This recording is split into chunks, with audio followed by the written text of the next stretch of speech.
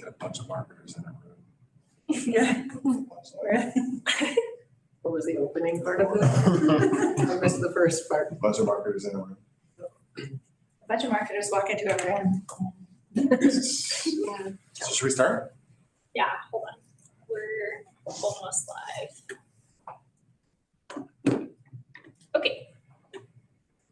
We're good. And does Lori need to be here or Brian? They didn't say whether or not. Did they say they were coming? Brian replied yes, Jason replied yes, and Alex is online. Yeah, Alex, Rebecca, and Cora are here. One Heidi. Hi, Heidi. Hi. Yeah, go and I'll see. Okay, great. I mean, I would get started. We were starting at 1, right? Yep, yeah. All right, so we can get started. Today's workshop is with Madden Media. They're going to be reviewing. Hello. Oh, here they are. Hey, how's it going? Good to see you. Good to see you. Hi, how are you, Ryan? Hey, how are you? Good. Good. Maybe we can edit this.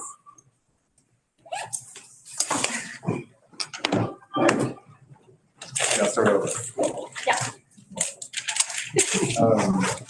Today's workshop is for Madden Media to review 2025 results. And they're also going to present their 2026 media plan. We will take this to the MTAB board tomorrow for feedback or a vote. And then that will go to the commission for approval. But we wanted to set aside some extra time outside of a 15-minute item where we could look at the advertising activities that we've been doing, some of the results we're getting, and then how we're taking those achievements and factoring it into next year's media plan. So without further ado, I'll turn it over to Leslie. Yeah, perfect. Thank you for teeing that up. Again, I'm Leslie Roball. I'm with Madden. I'm our Director of Destination Strategy. But what we'll do today is, like you said, mostly kind of dive in a little bit deeper into the 2025 media that we ran. Want to make the note that sometimes when we're working with some of those outside vendors, we don't have all of the data in that comes through December. So we've really tried to focus in on some key tactics we felt like kind of had the best overarching information, the best learnings from that.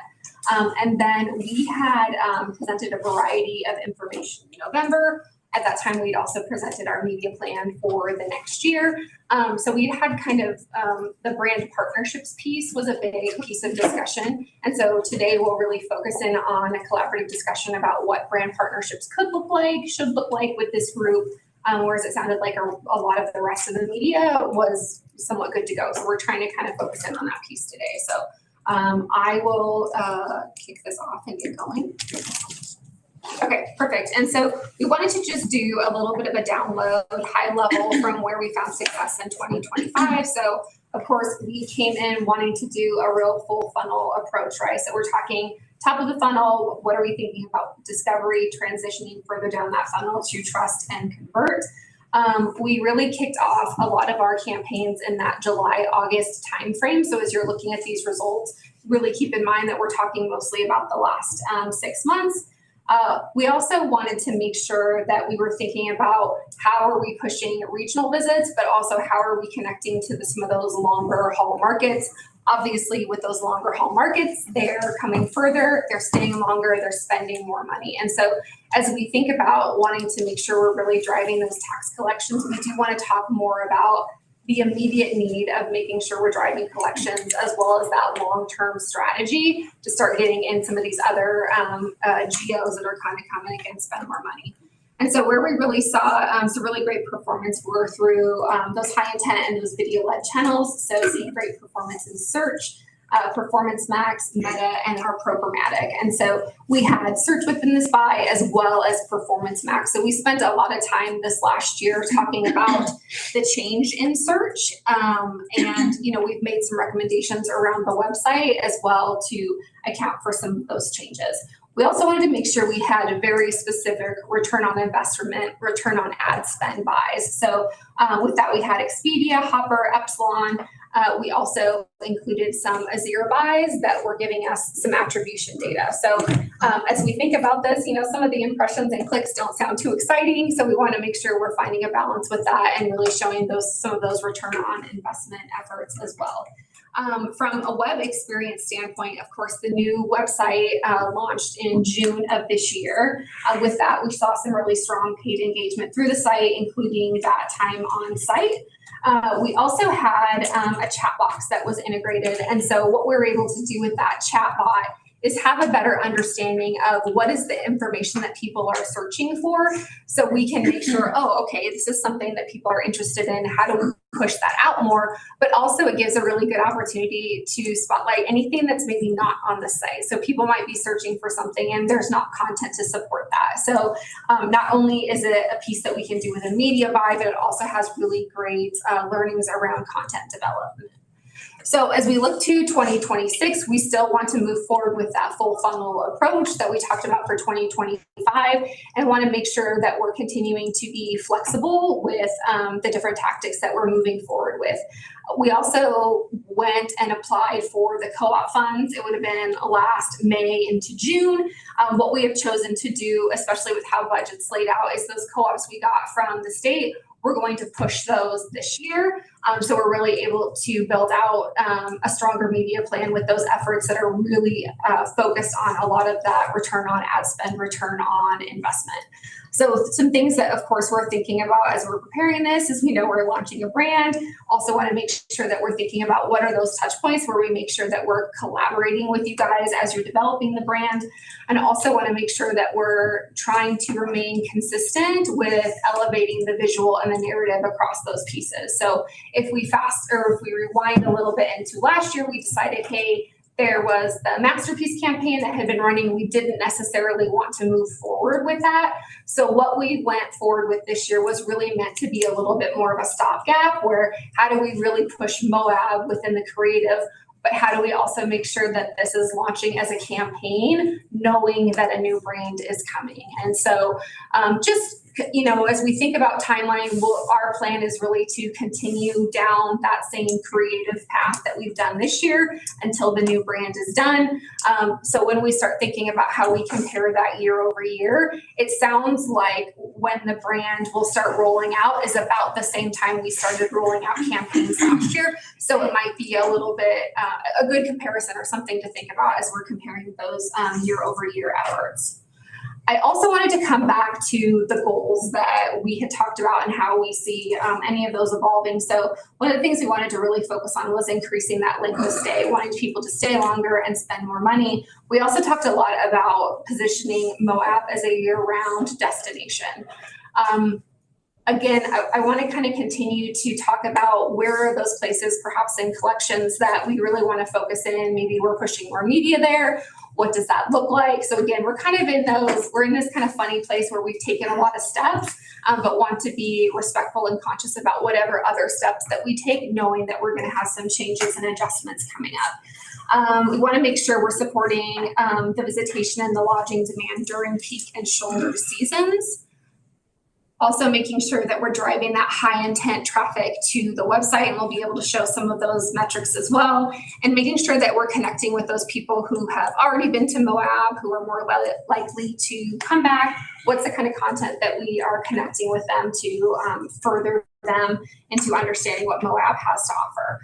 We wanted to make sure that we were looking at expanding those priority feeder markets as well as our fly markets, making sure that we're growing more of that demand, planting those seeds, and then increasing engagement across our primary audiences. So we had about 10 audiences that we've been navigating through, but those audiences all kind of navigate up to the family traveler, nature lovers, and retired travelers. There's also been a lot of discussion about how we want to navigate through international, knowing that that's a big opportunity now and long term.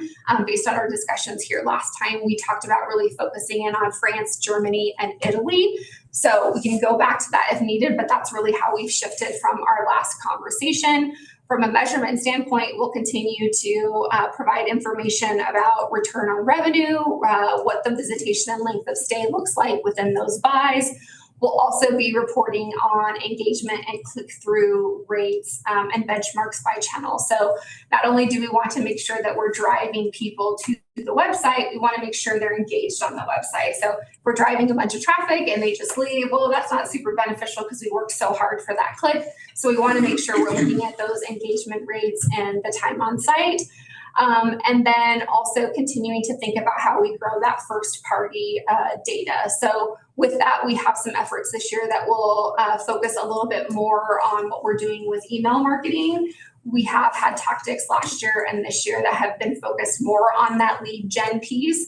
And so we're excited to look at ways we can break that out and just get a little bit more detailed in what we're communicating with people based on the audience, based on the time of year.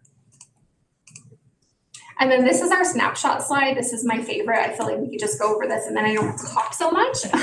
But this is a really good snapshot at what we've done. So when we think about budget and how things have been navigated, so we have just under 1.8 million that we have spent on media. And so what that means is that's pass-through costs, right? So that's what we spent in Meta, Expedia, all those different places to be able to push that messaging out, to come to Moab, to visit Moab. From that investment, we have had over 175 million impressions, 1.2 million clicks, and within that media plan, we have had over 30 media channels that we have been navigating through with the buy. So when we think about the things that have changed, we've really tried to develop a more diverse buy that really connects with each one of those audiences, and that we're serving up creative based on what makes the most sense in that channel, what makes the most sense for that audience. With that, more than 1 million active users, paid website traffic, we can specifically tie over 30,000 room nights attributed to the campaign. So that means there's no way they could have booked that trip without seeing our campaign, without being led there by an ad. That's a specific one-to-one connection. Transitioning down, when we talk about how important it is for them to be engaged on the website, we're seeing people spend about an average of almost 1 minute and 30 seconds on the website from those paid ads. So you're going to see different kind of session durations based on whether that comes from organic, whether it comes from paid. But what this is telling us is they're going to the site, they're investing further. It's not just a one and done. And so as we talk about those channels, right, we get excited that there's a variety of media tactics here that really fill that funnel, but also want to push the number of ads that have been created to support that. So traditionally it was very much, here's our channel, here's the ad, let's go. For us, it has been, what is the channel? Who is the audience we're trying to reach? When are we reaching them? And what is the messaging and creative that we need to execute to connect to that audience? So even if you were to think of, one creative per 3 audiences for these media channels, at the smallest, that's 90 different ads that would be created. So again, as we think about the difference, we're trying to be a lot smarter about who we're connecting with and what we're saying. We want to make sure we're not casting this giant umbrella. We want to make sure that we're connecting with the right people and the best people that we feel like are fit to come to Moab and explore. So just a snapshot, but a lot of exciting things that live in that overview. Yeah. I just want to note for the top number, 1.79, if anybody's interested in the historical spend on ads, I'm happy to send that. This doesn't stand out to me, so I don't have those numbers in front of me, but over the last 10 years since we've been engaging an agency of record, we've been in the ballpark of this spend, so there's nothing extraordinary there. I think Madden started in the middle of the year, and something that stands out to me on this slide is the number of media channels and ads placed. That's support that we weren't getting before. So while we have an agency of record, the number of channels has increased significantly, and then just watching those ads and make sure that they're performing and changing them is something new to the office since I've joined, and makes this whole buy more sophisticated. I have a couple questions. Is this an appropriate time to ask I questions? think ask questions, yeah. As you've broken this out, do you have any idea what your average room price was in any of those, or do you have tracking? We have some tracking on that with the Expedia buys and some of the other ones that we can kind of make sure we're seeing that. But the other buys, it's more of an awareness play. So yes, we can track most of it, not all of it. I'm just gonna throw out there that it's about $150 a night, and we'll see how that tracks. Well, I think we're down, and I think that's great for bringing more people. And who has our audience been, as you're watching this and we're playing out, this is who we're focusing on, what are you finding? It's coming. Okay, sorry. It's coming. There we go. Yeah, I can tell you it is mainly an older demographic, just really being, transparent with that. And so, yeah, we'll dive into a little bit more of the audiences as we go into each individual topic. And last question is, in coming up, is there other data that is also equally as trackable? Because I love that you can track 30,000 room nights. Are there other revenue streams that you can also track or have been able to track? Anyway, you can keep going. Okay. You know what I mean? Okay. Yeah. Okay. Yeah.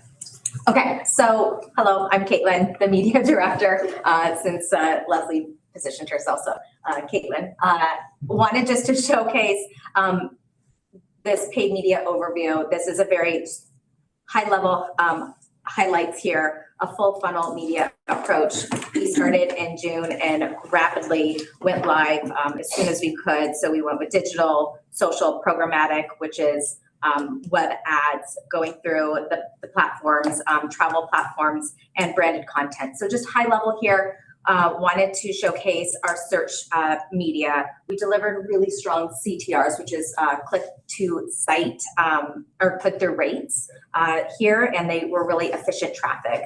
Going into social and media, we had Facebook, Instagram, YouTube, Pinterest, and connected TV that drove really strong engagement on all channels. Really, really nice to see there. Our programmatic included some Azira, some Tiki, Epsilon to really ensure that we were showing up across all different platforms here and drove really strong awareness and measurable economic impact. And real quick, Lori, as we navigate some of these, so we're gonna break down more of the tactics specific, and then we also have an appendix that breaks them down further. Yes. So one of the buys we have is Epsilon, and what Epsilon does is it breaks down the spend by category. Yeah. So you're able to see what does that look like for grocery stores versus what does that look like for lodging. So that will have some of that information. Great. Yeah, it's a core credit card core transaction. We can't break down what like grocery store or what gas station, but it is clumped kind of together. So you can kind of see the difference between those. Branded content, really being able to be engaged with storytelling through outside, all gear, and some international publications. And then again, we had some partnerships with Contour Airlines and some digital out of home through Wilkins. Here, I got excited. too fast.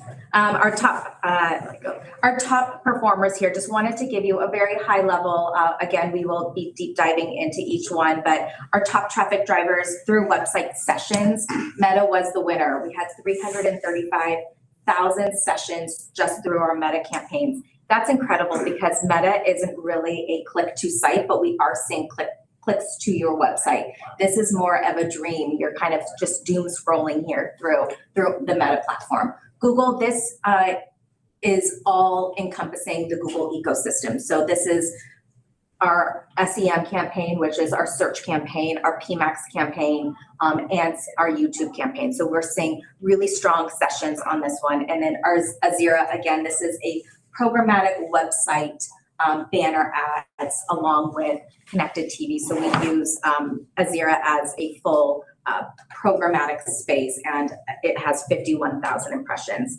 Our top guide downloads is PMAX, which is really, really interesting because this is a more high-level funnel approach. And so we saw, while they saw the ad on a Google platform, they clicked onto the ad, then they went to the website, then they downloaded a piece of so they really wanted to be engaged. And again, this wasn't an ad that showcased, hey, you need to download a piece. This was actions off of the website. So again, really strong metrics there. Meta, where we did have travel guide specific ads showcasing, we had 874 guides. And then our TripAdvisor had 26 guides. Caitlin, was this to download the travel planner? Yes. Okay. Yeah. Yeah, and just to add a little bit here, right, as the DMO, we're really collecting information. We're trying to push them to different places to book, but the DMO itself is not a booking engine, right? And so it's really important for us to have different pieces that we can show, getting them further down the funnel, converting, showing their interest. So whether it's the travel guide or other things, these are really important pieces along the way to, you know, try to push conversion in different ways. Our top awareness driver outside, this was a larger buy. So we had two different buys. We're going to go a little bit more deeper into this, but we had Road Less Eaten, which was a co-op kind of given to us by another agency. And so we took that and we had that media go out there. And then we had some branded content stories that went out there. So again, really top drivers. So outside, Meta and Azira came in on our top drivers through total impressions. And then our total ROAS, which is return on ad spend here, vendor reported only. So TripAdvisor came in, they partner with Datify, and Datify is a measurement tool based off of their proprietary information, being able to maximize the ads when they saw them and then they came into the destination. Expedia, a one-to-one match because that is a traditional OTA here, which is an online travel agency here. So we can see that 66 to 1. So people coming in are spending $66 to every one. And then Sojourn, which is again a very mid-funnel. This is a programmatic ad space. So we're able to, they partner with specific hotels and flights. And so we're able to really measure success for that one. Again, that is a little bit more of a lower funnel, higher funnel versus a lower funnel. Yeah, and just to clarify real quick on the outside, that was, as Caitlin said, a co-op from the previous year, that the previous agency, so it was on us to kind of execute that versus it being something in our plan. So we've had a lot of discussions around outside of some of these vendors, so just kind of trying to separate that a little bit. Moving into the snapshot. So as you can see to the left, we had a lot of impressions go out, a lot of different channels. Leslie had mentioned, bless you. So again, really, really great at seeing that brand awareness, that strong discovery, trust, and convert tactics go out there with all of these impressions. Almost 1 million clicks. So coming in and saying some really, really strong clicks. And this average CTR is a 0.71. Again, this is measured into all different campaigns. So if you're looking at connected TV, that's going to lower our CTR because it's not really a true click. So wanted to call out a few here that search, as we see that landscape change, it's still really, really relevant. It's still on the media plan, a little bit reversed, a little bit scaled back, just because we see that Performance Max gives us that Google ecosystem. It gives us that search. It gives us the travel intent.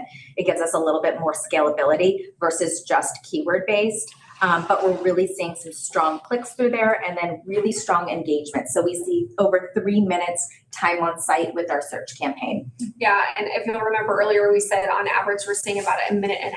And so this is double that. So when we think about search, again, a little bit more complicated now, but that's really that demand. So those are your really qualified interested people who are clicking through search. So not a huge piece of the buy, but performing really well. Yeah. Also wanted to call out Google Video. So Google Video is a platform where you watch the video and we don't really see clicks, but wanted to really call out that a 0.12% is incredible. We normally don't see clicks. We normally show the case as a view through rate to make sure we're maximizing views on the videos. So again, 67% is great, but those clicks to the website is even more impactful. We normally see a 0.02 to a 0.05. So we know that people are watching the videos, 67% of the full time, and then they're actually clicking onto the website because they want to learn more. So again, a little bit of a funnel approach. So we know we're grabbing them as like an awareness, but then we're driving them down as they watch the full video, and then they also click onto the ad. So really, really impressive clicks there. Meta lead gen also wanted to call out. So this is fantastic. I went through all of our different campaigns throughout Madden and wanted to showcase that $1.55 per lead is incredible. We're normally saying, I think it's $2.30 or $2.75. Thank you, $2.75 normal. So this is people that are, lead captures, again, a little bit lower funnel because we want to have them download, and then we're going to remarket them with an ad saying, hey, I know that you downloaded this ad or this planner. We want you to come and explore more because of what we have to offer. So again, really, really strong cost per lead there with over 12,000 leads. This one is a full snapshot of all of our ROI, return on ad spend buys. So we have Hopper, Expedia, Priceline, TripAdvisor, Epsilon, and Sojourn. That all gives us that strong to showcase that ROAS. We can see that that Expedia does really, really well. Again, that one-to-one match.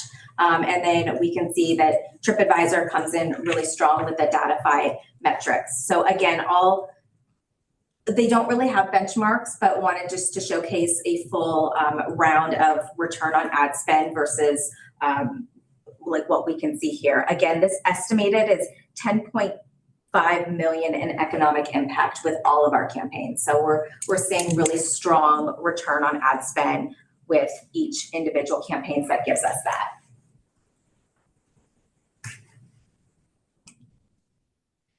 Oh, okay, sorry. A little bit more snapshots. This is the final one, I promise. Azira wanted to showcase that Azira is our programmatic buy. They have exposed versus non-exposed attribution. And so we can see that 3,400 people were exposed to the ad with our geo targeting, and they came in market. We have specific points of interest. So really being able to measure that, and we can showcase where and what point of interest they came and they spent their time. We did a Wilkins digital out of home buy, and we had 4.5 million impressions. We were seeing a low CPM. The average is normally 25. And with all of the impressions that were sent out to Salt Lake City and Grand Junction, we saw around $4.44. So again, really, really strong metrics there. A lot of visibility in our airports. And then I will just highlight briefly on Tiki. Tiki is our, Leslie had mentioned, our chat box, but this isn't just our chat box on our website. This is also a chat box that goes out into the programmatic space. So contextually making sure that we are showing up when people are searching Utah or Moab, and then our ads kind of fly in and showcase this. This is a cost per click. So they can ask that chat box anything that they want. We do not get charged for that. We only get charged for the ads that they click onto to the website. So again, that benchmark is around 6 to 7, and we're seeing almost 9% CTR. So people are engaged in the chat on the website, but also off the website, and then being able to drive traffic to the website. And also just to know on that chatbot, the information that feeds the chatbot is all from the website. Yes. So sometimes you get those chatbots and you don't know where the It can go information rogue. is coming from, which is also, was a pretty thorough proofing process by this team to make sure all the information coming in was accurate too. Okay, so here we are going to start deep diving into all of the And if campaigns. some of this diving, it just feels like too deep and it's like, this is great, we don't want to hear more about paid search, we can go with the next slide as well. Just tell me, bring it. We're done. I like hearing it because we can look at our top level number, but this is our opportunity to see what we got. Yeah, for yeah. what we spent. So that's why we have the time to really say, was this a good investment? And what did our community get out of it? Yeah, so SEM Performance Max and video earned 7.1 million impressions and 174,000 clicks to the website. The goal here is, again, to meet the SEM campaign is our search campaign. So that is search intended keywords that are driving that traffic. And then our Performance Max is that Google ecosystem. Every placement you can think of on the Google system, you show up there. And so it's really in those key moments and driving planner guides and supporting by YouTube videos, just reinforcing the destination over and over is really, really important. What we saw here was our travel intent is experience led. We know that those keywords are really, really important, but national parks came in at 10.5, CTR followed by attraction. So people are most interested and most engaged with those two keywords specifically. I know I mentioned this before, but I'm going to bring it back up. Performance Max was a key driver of planner guide downloads, supporting mid-funnel and conversion. So we know that people saw the ad, went to the website, and downloaded the guide. So again, really, really strong conversion on that platform. Our audience here, Lori, was retired travelers, drove the most traffic. So, and then family travelers were the most engaged with the highest CTR of 11.44%. We saw that Google video campaign drove 4.6 million impressions with over 3.1 viewers watching at least 10 seconds of the 15 and 30-second video. So again, really, really strong engagement. The outcome was wonderful through these platforms and these tactics. So the old farts spent the most, but the families were the most engaged. Great. Those questions. Great. So again, I think that the Google effective campaign captured high intent demand and supported discovery trust, driving qualified traffic, planner guides, and strong engagement across each individual tactic.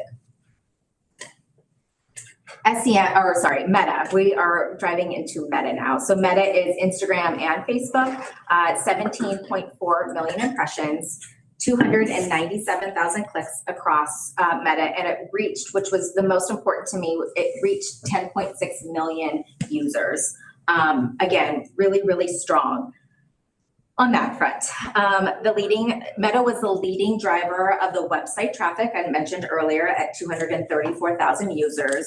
We had 1.7 million engagements with over almost 1,100 shares. That is the most important because shares is an organic piece. So we know that if someone shares it and doesn't follow Discover Moab, we know that we just reached even more people. So I think that that is such a telling story that people were able to really engage and share that almost 1,100 times. Mostly because we're not asking them to Yeah, share, we're not it's not asking. like a call to action. Actually, one quick question. Was that goal right there, was that one of your original goals or was that after the fact? The shares. No, your goal right there, drive awareness and high intent planning. Yeah, that's always been a goal. Fantastic.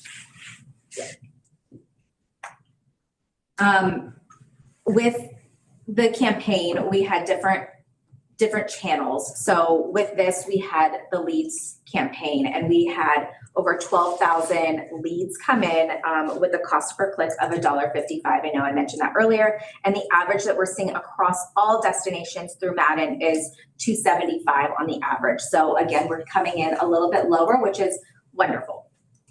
78% of the leads are coming from adults 55 and older. So a little bit skewed older, signaling, oh my gosh, I can't speak. Thank you. The opportunity to prioritize content with the more mature audience. Our top markets were LA by 1,633, Phoenix 1,295, and Dallas 1,199. Which Dallas is our, kind of our newer market that we were bringing to the fold. So I'm excited to see that Dallas showed up several times on our media reports here. Meta video creative drove higher engagement than static imagery, almost 2 times the CTR. So again, I think that the imagery is really, really important, but video content is where that storytelling piece is. Moving forward, yes. Go ahead. Nope, I was. So you guys set out a line item, you say we're gonna spend this much on Meta, and then you develop ads, and you place them, and then you watch them. So when something's performing really well, you keep running it, maybe you place more ads. And if it were the opposite, if we were getting less of an investment, higher than $2.75, Yeah, you might pivot and invest. we would definitely, Can you yes. just describe a little bit about how you watch these ads once placed and you're kind of seeing that we're getting a really good return. Yeah. And then how that kind of works. Yeah, my team is always optimizing and making sure that we're getting the most relevant and lowest cost. And so if we're seeing stuff that are a little bit more expensive, we will tweak and we will say, okay, maybe this, geo market isn't converting, or maybe it's too much money. We take a look and we say, you know what, we're going to turn this off, or we're going to pivot, and we're going to say, we want to showcase Salt Lake City because we know that those are more of a dry market, and we know that they're going to come in faster. So we're always making those optimizations and changes. Basically on a weekly basis, we're always taking a look. And some of the other adjustments with Meta could very well be, we have all these sets of ads running, and one isn't performing very well, while this other one is performing better. So it might be shifting some funds from that specific ad set over to a different ad set. It might be shifting a little bit because the video is driving a little bit further, so we want to do that. And then there's a lot of conversation and back and forth between what sits in Facebook and what sits in Instagram. Yeah. So there's also navigating those funds back and forth. Yes. Yeah, Instagram sees a different caliber of people. So if we really wanted to reach a younger demographic, we place that in to Instagram, depending on our, imagery and targeting. But then we see Meta skew a little bit older. And so we know that Facebook is really, really our driving force, and that's where people are engaging. And so we place more money into Facebook versus Instagram, but we have a good flow between both, just because we want to make sure we have scalability on both. I do. I saw your brain moving. Okay, you know what, keep going and I'm gonna ask you in a second, because what I'm trying to demonstrate is you're looking at this every week and pivoting every week and finding these results every week and measuring the success and the failure. Who's making the content? So we're reviewing every week. We're not adjusting every week. Okay, so we have to give something a chance. We can't just say, this isn't working, we're gonna flip it. We take a look and we say, okay, we're gonna flag this. And then the next week we may make those adjustments because we're still not seeing good investment. And so we don't want our dollar just to be spent because. We want it to be very measurable and actionable. So we're showcasing, Dallas market isn't converting, or it's not doing what it wants to do. We take a look and we say, okay, we're gonna flag this, make sure that this is still bringing in actual, conversions or leads, and then we showcase that. So it's not a weekly, we're looking at it weekly. We're not taking any action until it's about a month into it, 2 months into it. Yeah, I was also gonna say, right, and then we're updating some seasonally, or we're adding, because I can tell you sometimes on the account side, we feel like we don't see the results we will right away, and we're asking them to make adjustments and they make us wait. They're like, no, we need to give this a little bit more time before we make adjustments. Yeah. I know, you're wanna make sure we're meeting those deliverables. Yeah, we're very intentional with our changes and our, we want to give something a chance, but we also don't want to lose any momentum. Right. Yeah. To your credit, I don't see the ads, which means you're targeting properly, because we don't want to target a local who's already here and excited. So I'm trying to figure out who's making the content and who's evaluating. I mean, is that our team here that's doing that? Sorry that I don't know. But Yeah, so our creative team, kind of based on the media plan, will put together what they think the creative should look like, how that fits each audience, the number of ad sets. Then that will go back to Mick and Allie to really review that. Does that align? Is that doing what we need to? And then I think usually within like a month is when we start hearing more feedback from the team of like, okay, here's maybe where we can make some changes. And then there are certain times that the media team will push back and be like, we actually need a stronger call to action. Or, now that we're reviewing these, they're engaging with this piece of the carousel, but not this piece. Is it telling the right story? So once those get launched and the system starts to kind of work and we can see some opportunities, that's really where the media team and the creative team work together to then look at those ads and say, okay, is this performing? Is this not? Should we just abandon this ad? Or do we need to kind of make some tweaks about language or whatnot, and then, relaunch those? And if the public were to want to have some awareness about that, is there a place, do they talk to Mick and Allie? Do we have a place where they can see what we're running? Yeah. We're having a pretty engaged public It's pretty recently, so we're granular, trying to, it's pretty granular stuff. it is very, very. And like, I have to think about it a little bit. We'll talk about it later, but I just Yeah. want to make sure that we're responsive to the. Well, I think something to think about within the previous meetings, we have shared, or in communications, we've shared 2 decks that shows a lot of the creative or examples of that. And Okay. so not everything is the same or one-to-one. We want to make sure that there's some consistency between what they're seeing. But that does provide, we have for both winter and summer and fall, an overview where you can see a lot of, a snapshot of that's been included in previous meetings. Okay, well, yeah. But what I want to draw out is that it's not like they place the ad and walk away. And then they come back and they're like, oh, you paid $1.55 per lead. They're monitoring this, but so that they can bring this to us and say, look at how well this performed. Well, Right? it's They clear. know that they want $2.75 is about what they'd be willing to pay, but they're maximizing it to get.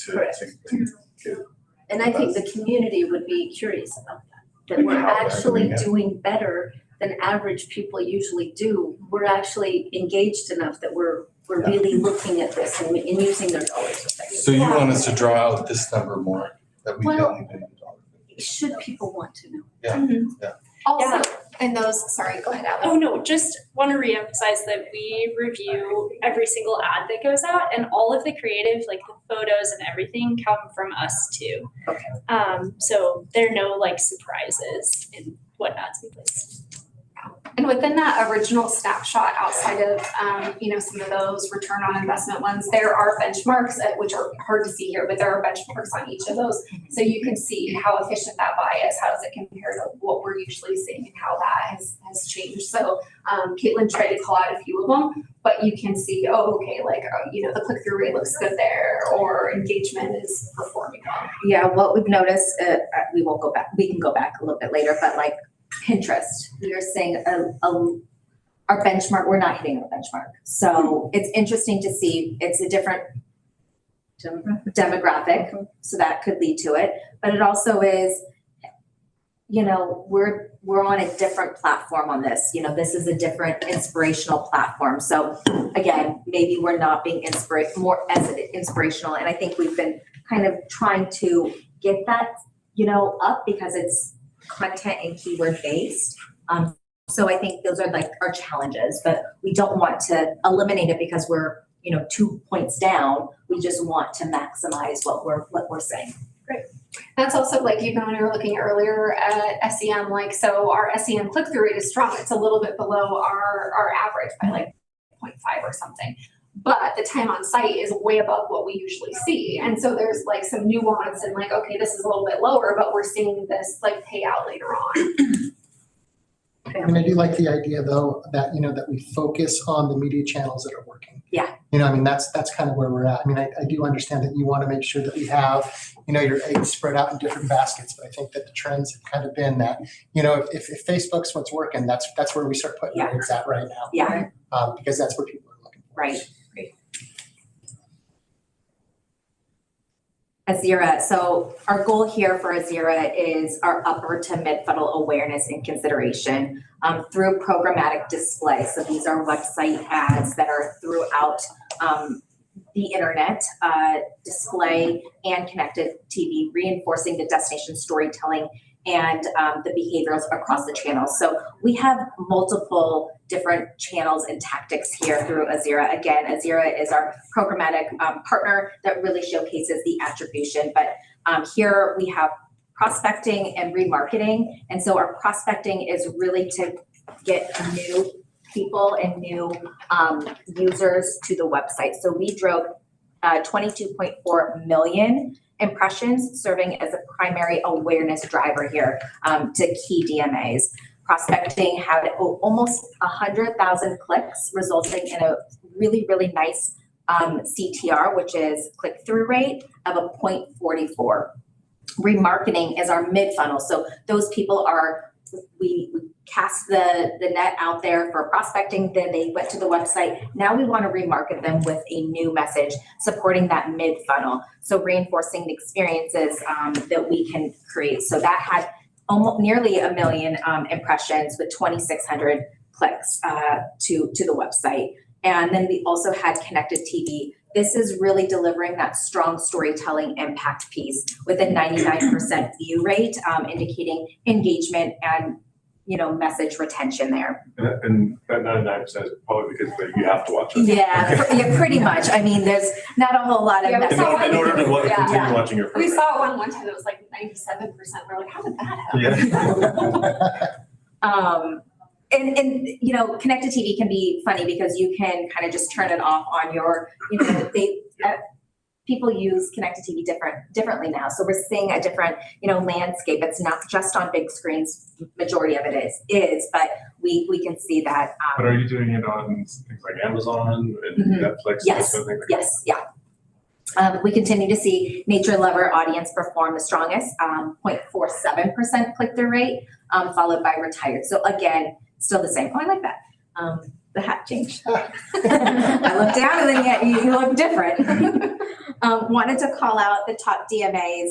Again, these are really like to see Dallas because that was our emerging market that we wanted to test. So Dallas came in, Denver, Phoenix, and Salt Lake, no surprise there. The attribution that I know I kind of mentioned earlier, so we had 3471 exposed visitors. That's unique person or people who saw the ad and later came to that point of interest that we had. So again, And sorry, just to expand on that. So the points of interest, we work with the Moab team to understand what are the key points that people are coming into market. What are those main points of interest where they're going to come here, they're going to come here.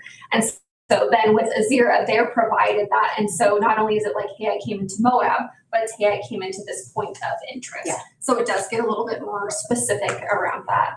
And you're finding that the points of interest are arches, park, and attractions. And hotels, and we have different points of interest to really measure success, because I know that if they come to Arches, I can't guarantee they stayed, the night. So I wanted to make sure we have multiple points of interest. So we have hotels, we have, attribution that's actually measurable to staying the night and being accounted for. Good. What are some of the outlets where these ads are placed through Azira?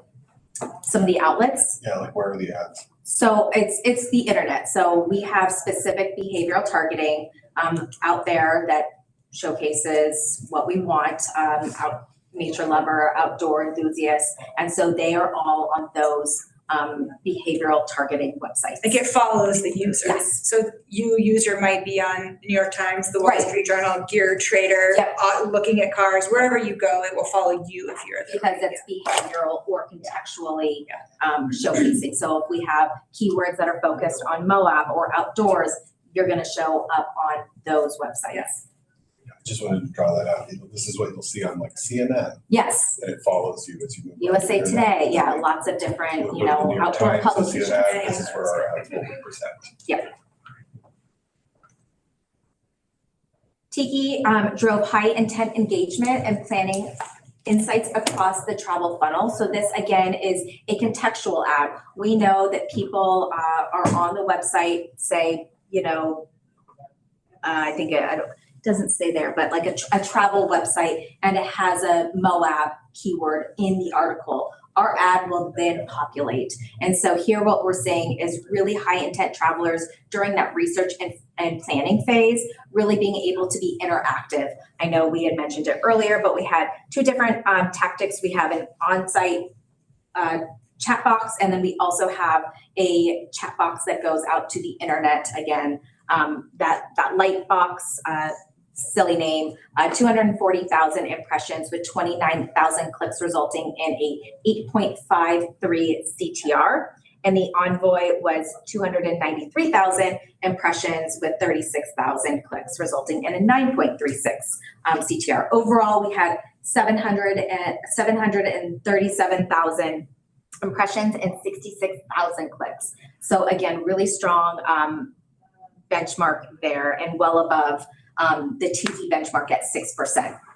What I wanted to call out here is we had over 1,200 travelers queries submitted through the Moab chat box. So these chats came throughout. They can either pick whatever they want that's in the bubble, or they can ask the chat box any questions. So 92% of it came through the curated bubbles. But then we also have some that didn't come through. So again, we are able to really capture content on the website and what people are looking for. And what are they asking in their queries Yeah, for we us can to go, we commonly? can get like a spreadsheet. Yeah, we can get a or spread, yeah, something right down I have a and show spreadsheet us. for you, but the themes there are stay and trip planning, local experiences, and outside adventures. I had the breakout there of percentages, but I will put those back in there. Great. And again, we can rearrange these bubbles to showcase if we have an event or we have something that we want to showcase. They're really wonderful partners, and so these bubbles here, and I think just I mean, just yeah. the information you get, the data we get, everything Yeah. from that, just Yeah. shows us what they're looking for, what the, Yeah, and as we talk about SEO and content creation for next year, some of that can be used to then inform, again, like what are those gaps? What are people searching for? Do we have the information for that? And then the team can create more content from that. And we remember that this is only 6 months. So, Yeah. you know, we're building data, we're building, Yeah. building, so Yeah. we know this. Outside build awareness and trust through video content and branded content stories. So we had the Road Less Eaten, and then we also had the branded content piece that lived on Outside's website. So again, the Road Less Eaten was a co-op previously from another agency. Again, really, really strong impressions there. We had 38 million impressions, making Road Less Eaten a primary awareness driver within the Outside partnership. Editorial Place drove high quality site traffic with over 5 minutes on site, well above the benchmark that Outside had for it. The content reinforced Moab's credibility among the outdoor focused audiences by aligning destination with exploration, authenticity, and adventure. So that was the Road Less Eaten, really, really strong impressions that went out there. That was a video series. The branded content piece was a 4.9 million impressions and 7,400 clicks, indicating really strong engagement on that. The branded placement drove meaningful interaction with Moab's content and supported deeper experiences. So we know people are interested in deeper content about what they can experience in Moab. Outside also amplified with the branded content, email and social. And what I want to call out here is the email really spoke to the audience. We had 204 opens and 1,700 clicks.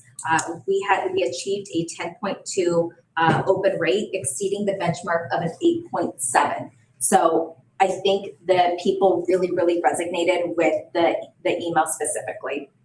And then that social amplification, wanted to call out 61,000 engagements on social. So I think it, hit the right audience. It hit the outdoor enthusiasts.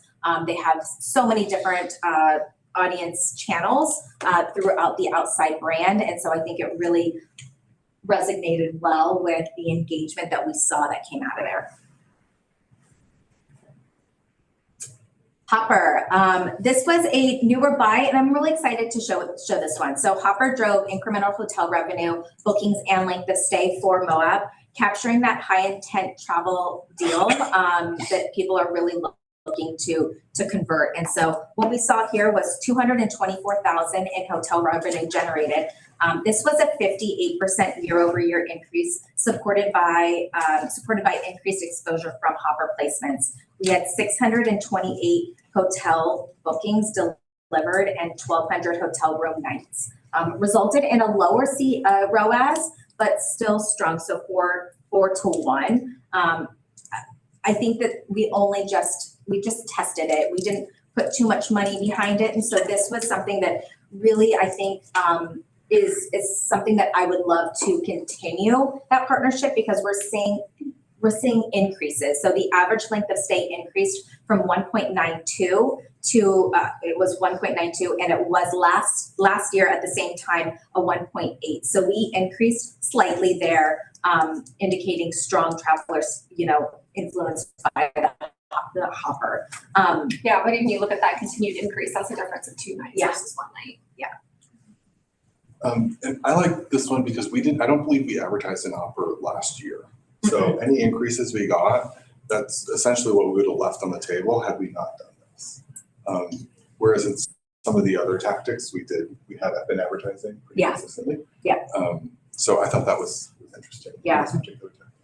And I think the most interesting part of this was Moab captured 10.9% of Utah's hotel market share on Hopper. So a 31% year-over-year increase, reflecting improvement competition within the state. So again, showing up in places where we weren't is so important because we did see a significant increase on all platforms, putting money into it versus not putting money into it.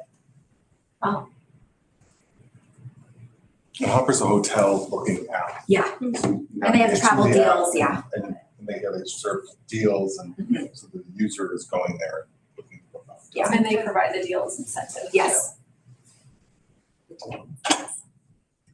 And you have data of that, when we didn't have it before, you can see the data of the increase. Yes. Very cool. Yeah, because they have, it's their own system, so they can Okay. see between the increases year over year, which is really nice to see. Expedia drove 8 million in attributed revenue with a ROAS of 66-1. Again, this is a 1-to-1 match because we know Expedia has that booking engine, unlike like a TripAdvisor where they're using a third party. But again, this is travel planners knowing that they're going to be converting. They saw our ad and they clicked on the ad, they went to the booking engine and they booked because they saw the ad. We had over 2,600 room nights booked based off of this ad campaign. 26,000. Sorry, thank you. 26,000, 569 room nights booked. Return on ad spend was 66-1, reflecting strong lower funnel. And the average night was two nights. So again, I think we'd like to increase that. And so what we would like to do is put a landing page together that showcases all the different attractions that they can do within. So we have good things coming for Expedia just to continue that partnership and continuing what you can do and what you can experience in Moab. So Expedia Drive of 8 million was specifically only lodging, not activities, because they already do activities. Yes. So, okay. Kaylin, is that 26,000 number, is that room nights booked via Expedia or nights booked via Expedia that are directly attributable to the ad campaign? That one. The latter, okay, cool. Yeah, and Vrbo. So it's vacation Okay, rentals and. that's right, hotels. yeah, okay. The lodging insights, we saw a 73.9 of hotels stay within 1 to 2 day trips. So they're staying within that 2-night stay. And then the property mix was led by hotels and vacation rentals supporting both short term, oh my gosh. Short term. Thank you. Yep. We're asking And a lot. extended trips. Why can't I speak? I need to slow down. I'm speaking too fast. What I wanted to call out here, which I don't have it highlighted, but if you can see the 14, this last part, this part here, this 14.9, which is 15, 91 days out, which is so interesting to see. We don't normally see that far of a booking window, but I think it's because of some events that are going to be taking place that we're seeing strong engagement and people are booking. So I'm really curious to see the Easter Jeep Safari weekend is what I, personally attribute that to, but we don't normally see long stays, but that is something that I did want to point out. 15% of 91 days out is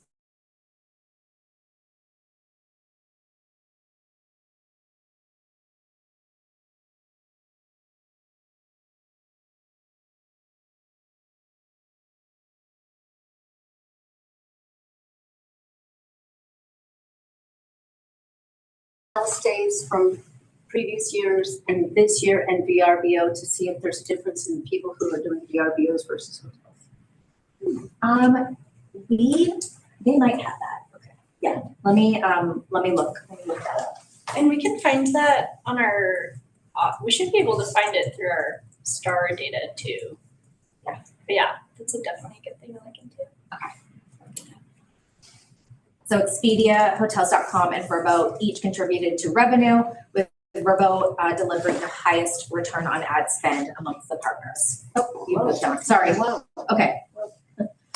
This wanted to showcase, this is a very high level, small snapshot of the top hotels and rooms. And again, we have a little bit more details on this, but this is just the top 5 revenue with Hoodoo, Moab, Wingate, and Archway Inn. Room nights, daily, average daily rate, length of stay, and then it breaks it down by all hotels, vacation rental properties throughout each individual revenue, hotel room nights, average, and length of stay. So again, this is a very small snapshot of what we have. We have a lot larger.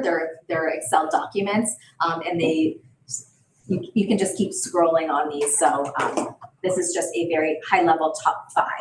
What's the time frame we started with We started in July So these numbers are July till till December. December? Yep.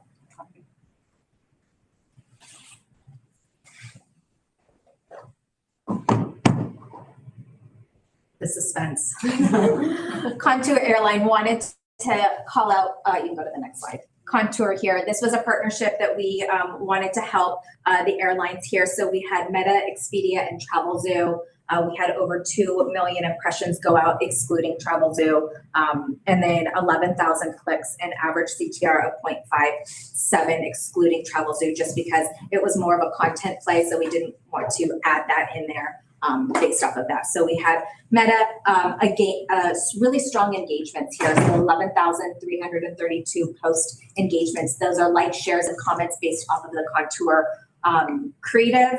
Expedia, we are waiting. I was able to grab this, but we were able to track Expedia Contour. So this was a specific flight for just flights.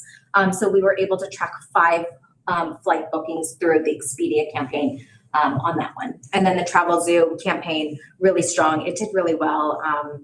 Over a minute time on site, their engagement was there, and the page views, almost 10,000 page views. So we were able to really target that. And I know that our targeting was Phoenix and Denver, thank you. And then we had to kind of adjust pretty fast because of the Phoenix flight, so. And just a reminder, this, the Contour contract includes $25,000 in marketing. And this board matched it, and so that's how it was applied to these tactics. And with that $50,000 that was spent, is there a number of what we roughly can track as a return on that? Maybe. Just Expedia. Okay. The Meta is hard to track. Sure. And TravelZoo. Let me ask if they're able to track anything, but it would mainly be Expedia with those 5 flights. Okay. I think TravelZoo is more content. Yeah, it was a content play and it went to our website. So yeah, it'll be a little bit harder. The only one that we added in there based off of the budget was Expedia to showcase return. International snapshot, next one. Again, wanted just to showcase what we had here for international. We had a nice well-rounded media plan here. We had search campaign, really strong CTR. I don't normally see that, so I am still reviewing it.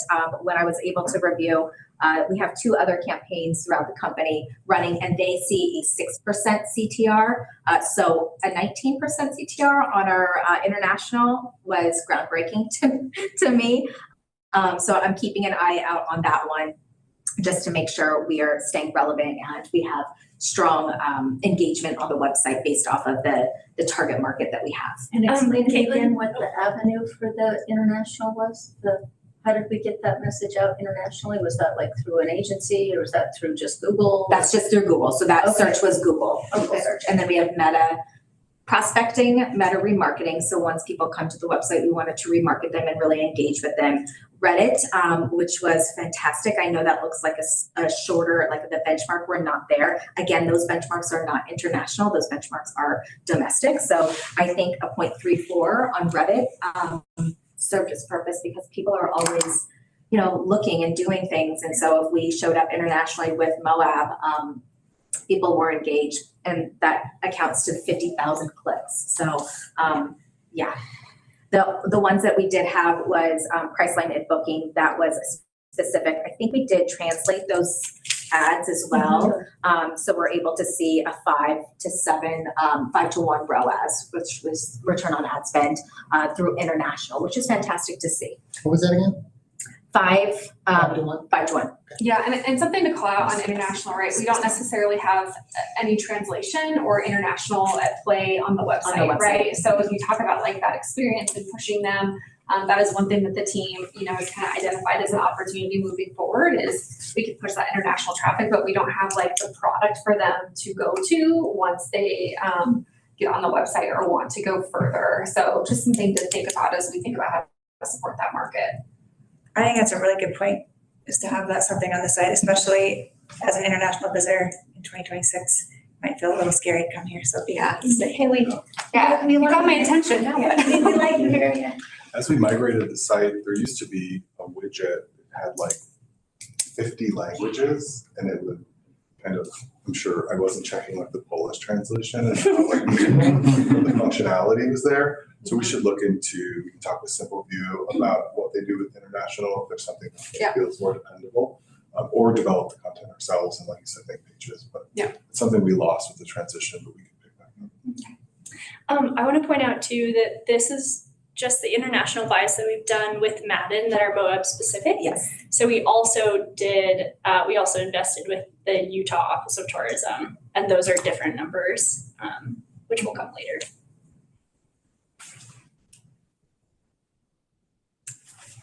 Thanks.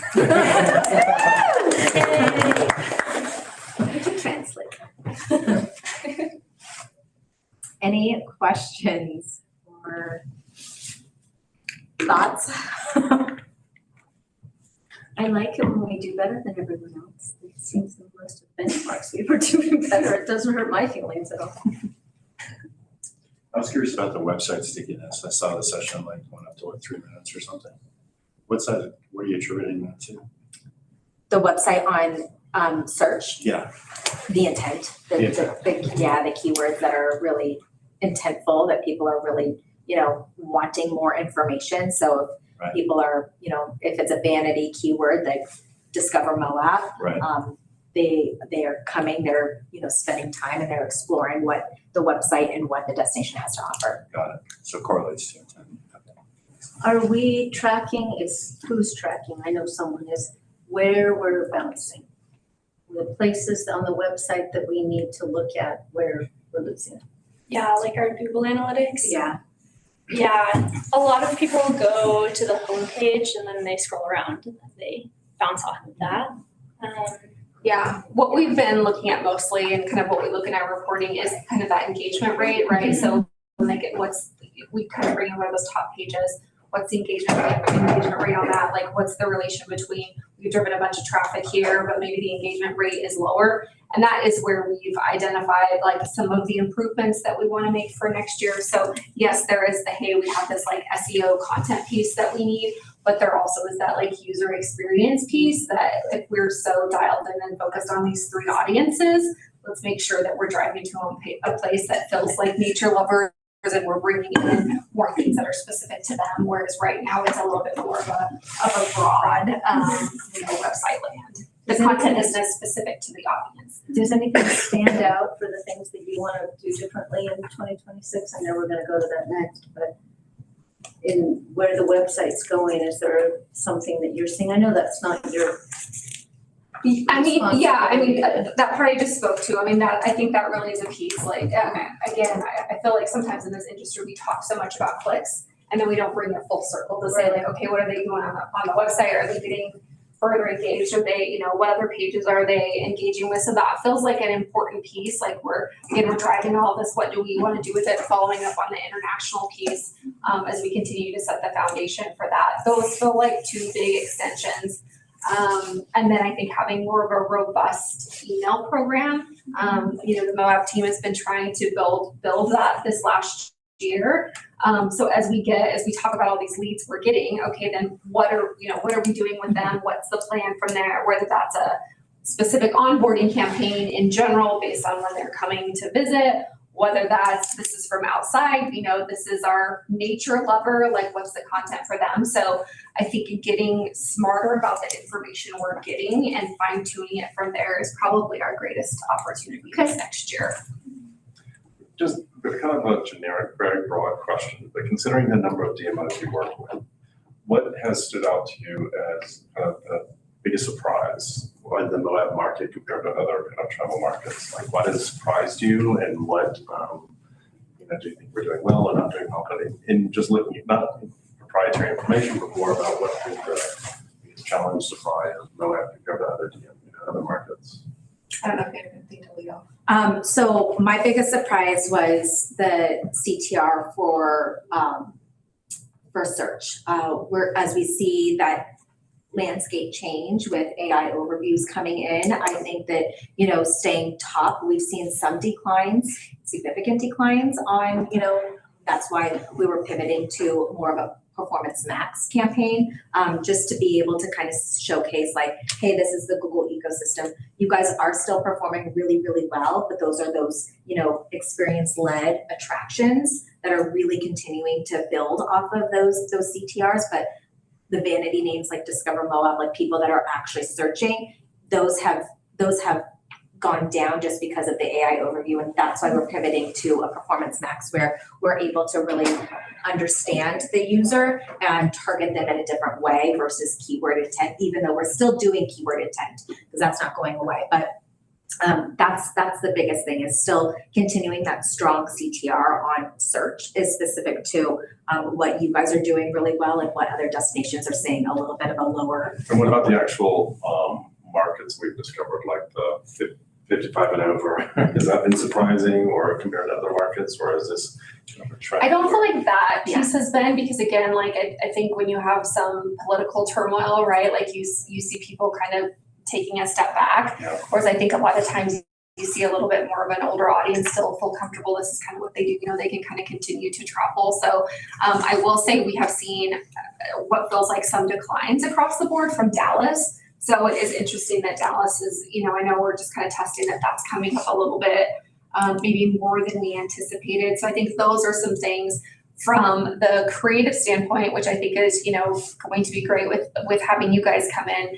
We really have been limited on our assets, and you don't necessarily see that when you're looking through the decks and you're seeing all the creative, but there's a lot of stories or things we would like to show that we just don't have the opportunity to. And so, for all of us coming in, I think, before even being on the Moab account, we've all romanticized this destination before, and it's such a big top hit for everyone. So it's been a little bit of a challenge trying to execute some of these things with not a lot of assets or assets that have been really old. When there's we're talking we want to make sure that the creative matches, and we've been somewhat limited compared to what we would see for maybe clients that are a similar size. I think y'all have done an amazing job with what you have to work with, which isn't much. Yeah. The pool of assets is this big. I know. So we've been very impressed. Yeah. Great question for you. Going back to the slide where you're showing Expedia and converting over to hotel room bookings and stuff like that. Those hotels that are top, the Hoodoo and whatever were those guys getting more bookings or reservations because they're putting more into Expedia than other hotels, or how are people picking those hotels? Yeah, we actually anticipated this question. We were talking about this a little bit earlier. So what we're doing is basically pushing Moab overall, and then they're getting further down, and then they have a place where they are able to really select where they want to go. There's other Expedia buys that you can do, and sometimes they're even co-ops where you can have this destination buy this space and get higher visibility, but ours isn't like that. So there's no So we don't know how it showed up to them. Yeah, it shows up in more of kind of a randomized way. So the top ones that you're seeing, it's just based on selection versus anything that's in the campaign pushing one location over the other. But are they booking those though on the Expedia website? Yeah. So I think that's something that maybe we as a travel council need to tell businesses in town, hey, this is where we're sending people. You should be on Expedia. You should be on TripAdvisor. You should be on these things. If you want to be in this funnel. Yeah. Right? That's something that's important. Get your guide. One thing I saw on that slide was even though they presented the top 5, the total collect wasn't that different. So I'm sure if you went to 6, it wasn't that different. Yeah. But just think about the way you put Expedia, you might start to filter on what you want. If you want 2 beds or you want a 4-star hotel. Yeah. And so served ad, but then once somebody's engaged, they're using the functionality to select where they want to stay. Right.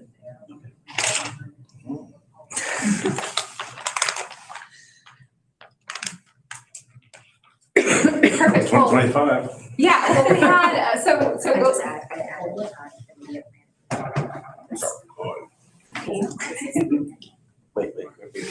Yeah, I know, so it takes, don't pass that down. Power- Look at the power barriers. We had to do ones too long.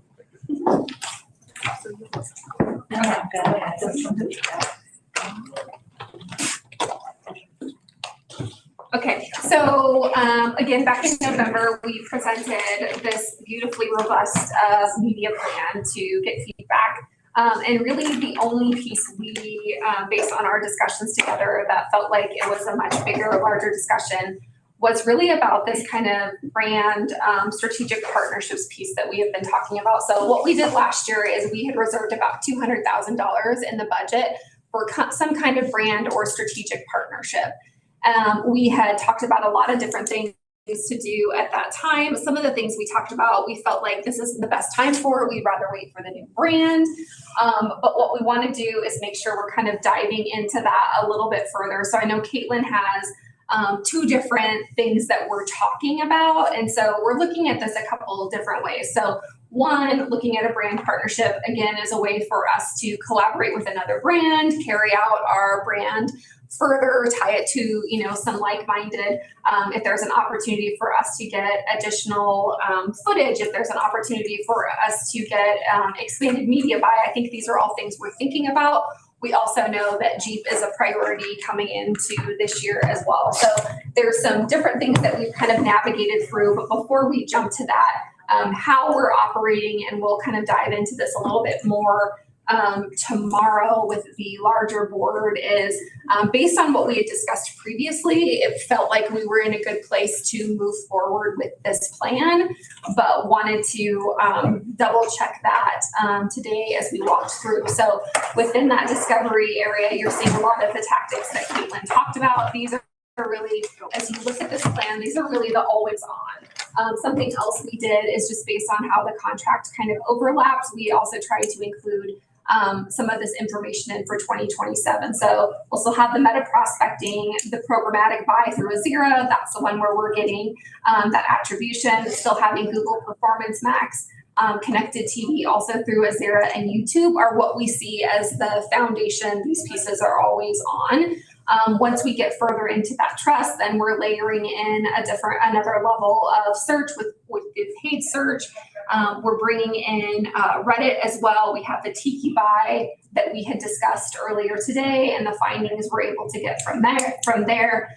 We also have remarketing and the lead gen piece. So lead gen is where we're really talking about being able to convert them, be able to bring something that they're interested in so that we can have them fall further within the email program. We have this brand partnership piece. We have included some budget in here for print pubs. We have outside, all trails, and then some email marketing here as well. Email marketing is really where we are working with one of our vendors and we are distributing Moab share of voice emails to specific lists that we've worked with those partners to determine. And then Expedia Hopper, do you want to talk at all about any of those in here? Adara, Sojourn? Those will all just be our visit, convert, attribute models. So we are able to really see that return on ad spend through those convert, like Expedia Hopper, I think did really well. We saw an increase. And so I don't want to eliminate that from the media plan. And Adara and Sojourn, they are partners with hotels and flights. So we can see who is booking and where they're booking. Basing some of this I'm sorry. No, go ahead. Just on knowing the typical amount of time it takes for somebody to book, or how far, in advance they're booking. We're basing a lot of that understanding that we typically, in the past, were very top heavy. So it was very heavy in beginning of the year for the rest of the year. And I think that's what I did. And now this is just a bit more space. That's like kind of based on some of the projections on how people looking for what. Yeah, it's definitely an ongoing conversation because we don't want to abandon the planning window, right? Which is why so much of that was heavier on during the year. But we also know, just like Caitlin pointed out, that 90 days in advance is so different because usually we're seeing 6 to 20. Yeah. And so there's like a little bit of a balance. Too. Yeah. So there's still a balance there where we want to make sure we're still like early on, we're planting that seed, we have that frequency that we still stay top of mind. But I think that we have a stronger push when people are looking to convert, which is also why we have a variety of tactics along the funnel. I don't know if you have anything to add. No, and so we spaced out Adara and Sojourn to flight them out differently on that sense. So if I were a traveler and I was thinking about taking my family away for spring break, when am I, in your opinion, we're looking? You're probably starting to look in January, is how we would look at that. And then you're booking probably at the earliest end of February, but probably March and April. So we'll make sure we're capturing that. It feels like the booking window has really reduced in the last 3 years. Yeah. It used to be, a strong 30 days, and now we're saying 20 minutes to 20. Yeah. We're saying last minute getaway. And is that, do you see a shift in the markets that folks are coming from related to that, or is that unrelated? Like, is it because more folks are closer, drive to markets, so last minute decision rather than fly to, or is it agnostic of that? It's a little bit of both. So the drive market is always going to be the, quicker. And then knowing that the Dallas market, you have to get on an airplane, you have to make all those arrangements, you're gonna see a little bit longer time frame. But the closer, quicker, the further, a little bit more. And remembering Utah's like the fastest growing state in the country, followed by Colorado, which is one of the fastest growing, and they're all next to us. Yeah. And that's going to continue. And I think next year continuing, there is some information on the site, but continuing to educate how to get here, because that can be a little bit of a roadblock of like Moab's not completely one-to-one easy to get to. So making sure that we communicate the different ways you can come in, the flights, like all those kind of things as part of that, where we're sending people. I just want to remind the board that you've seen this before. In planning for the budget, we wanted to show you, are we budgeting the right number for 2026? So we showed you guys this, you voted on that. We built that into our budget. Since Madden had only been running the 2025 campaign for 6 months, they needed more time to give you results. So now we've shown you results, you've seen how these different tactics are performing. And here's the plan again for us to kind of double down on. This is the plan. And we'll have to send the media plan to the commission for approval based on the purchasing policy. So that's why it feels like we're getting this twice with a little bit more information. I think next year we might be able to do that once, like while we're budgeting, we can review how things are performing and get that budget number, but also kind of come up with a plan a little bit earlier. Yeah, we talked about starting next year in like July, where I think this year we started in September. So if it feels like I've seen this before, or what am I deciding? Just wanted to kind of remind you. So have we maxed out our budget with this plan? Are we in budget? Do we have? Well, for next year, yes, it's 1.8 or something. Yeah. And this is all reflected right here. Okay. What do you mean by max out? Well, do we have unappropriated funds? Like, for example, if we have a $2 million budget and does this represent 1.8? Where are we with our?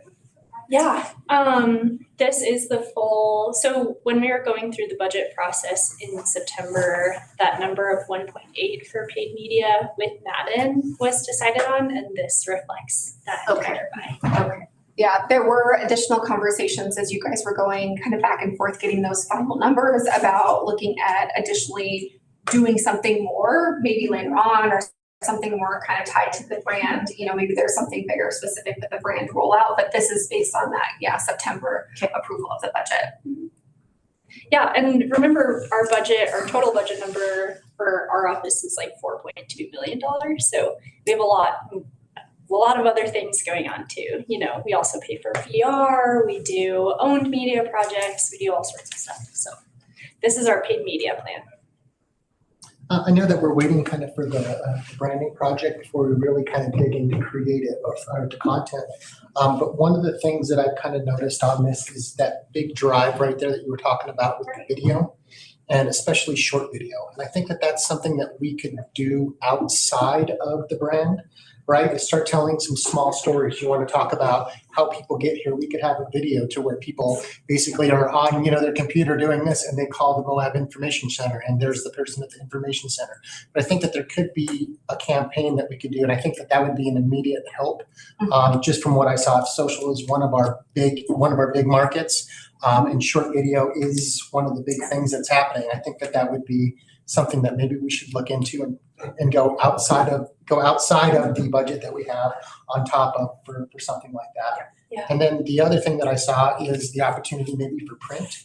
If we're looking at that 55 plus market, Print. they love They love print. They love print, and it's Tangible, something, it's a whole. and maybe also looking at something additional for that right there, especially if it is going to have to go before the commission. I think that we should be looking at, are these a couple of opportunities that we might be able to put out and say, hey, a short video campaign that we're going to be putting some content together while we're waiting for the branding project to happen. Looking for, hey, we're a couple of spots where we can place some print. And I don't know if that's working with Madden or working with Madden and with Camp Stories. But to get something like that put together. Yeah. And they could even be, a really good influencer who is. Absolutely. That's what they do. Yeah. They film. Yeah, this is good timing. If you guys remember Who is Moab, those videos are almost done. We're almost done editing those. And then we also have an influencer visit planned for April with one of our UOT buys. But we always want to work on these things too. Yeah, Who's Moab is four local stories with 3 outfitters and an artist. And we get all of the stock footage from that.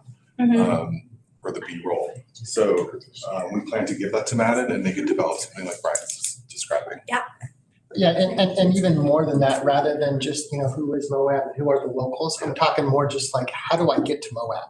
Right? Let's start with some of those short videos that answer some of those high level questions, or, how do I make a reservation to Arches National Park right now? Like something like that is. The work out of it. Let's take the work out of it. Let's do something. I think whether we're doing film or even doing something as far as like, animatronics or something like that, we could have some fun with doing some short video. Watching some of the sites in Facebook and in Reddit, there is huge confusion when people are trying to get a reservation into Arches and they say there's just no information, Is there gonna be reservations? Is it sold out? And they don't even have a place to go. And I feel like we need to organically answer some of those questions. And I'm actually working with the Utah Office of Tourism to get a couple of those answers because there's a couple of false narratives right now that are out there.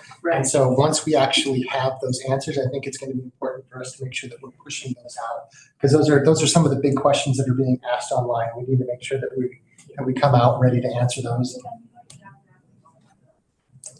And I think short video would be the way to do it itself. But People's attention span is about 7 seconds, so. And it would be interesting to know how far out people are booking those Arches reservations, because I'd wonder if some people are booking their Arches reservation before they book their hotel. If that's what you want to go see. They're not booking hotels. They're saying, I'm not booking my hotel until I can get a reservation. Yeah, exactly. They can't get a reservation, so they're like, what do we do?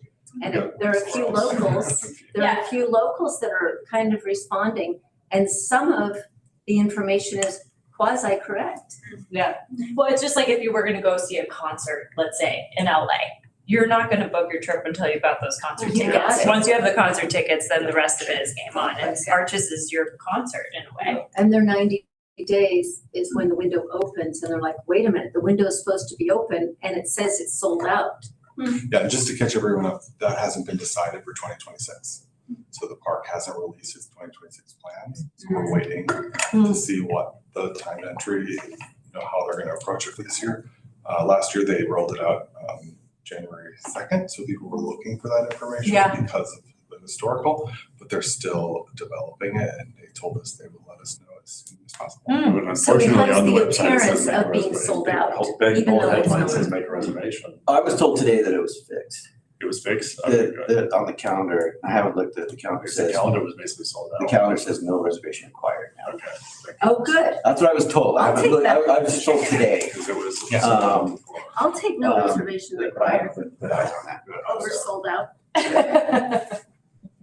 Then no one's gonna go to the concert. But we had the fortunate lack of snow in both, in both Colorado and Utah, and so December was crazy. Yeah, we heard this. Most everybody I talked to at the restaurant was, well, we were gonna go to Telluride, well, we were gonna go to Vail, we were gonna go to, here and there, but there was no snow, so we came here instead. So that's another one of those short-term, things change. And also to let you guys know that the December numbers came in, which was October. And Grand County was up about 20% in October. Year over year from last October? Correct. Wow. And then, I also did some calculations, and it looks like, if you took the full year, right, I think we performed at about a -2%. But when you take the last 6 months, which was when you guys have been placing ads, we're a little bit under a 1%. So we're at Is that a 1% growth? decline. Oh, Decline Okay. year over year. Okay. So we are seeing, I think, In TRT?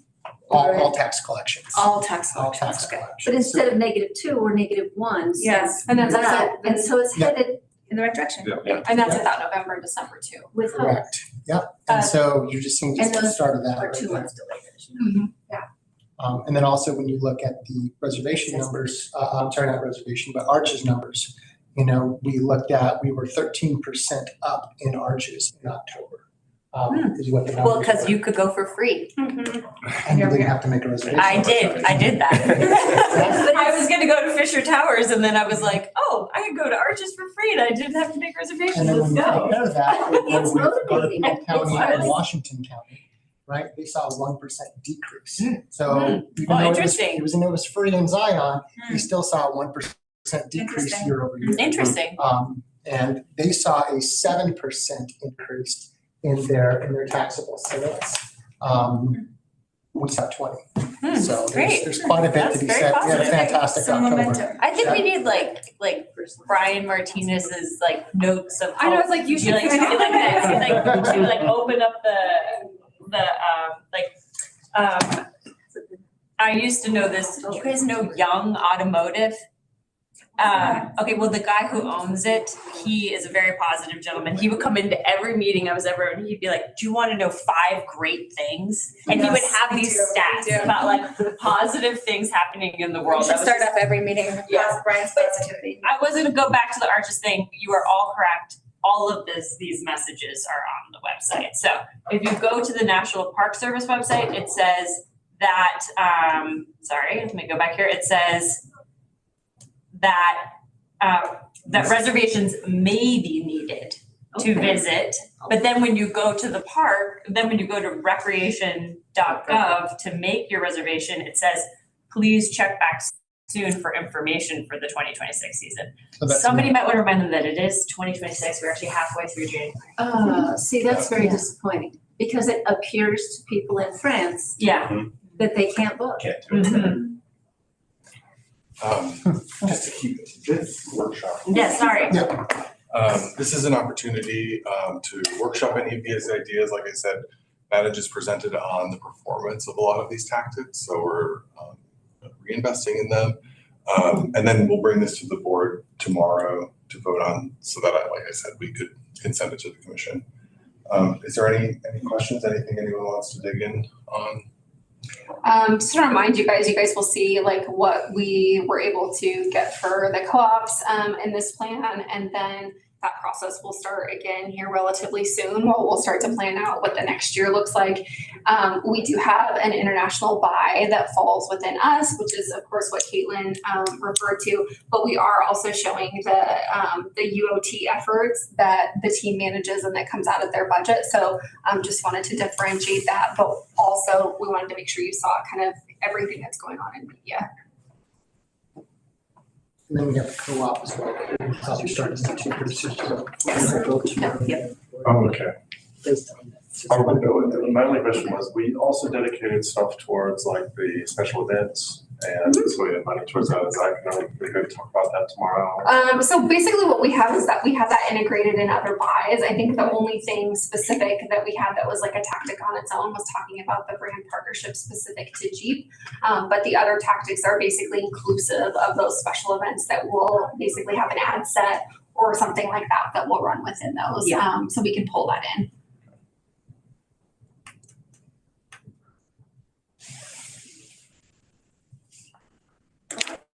We'll talk about, I'll have you talk a little bit about brand partnerships. I feel like that's the.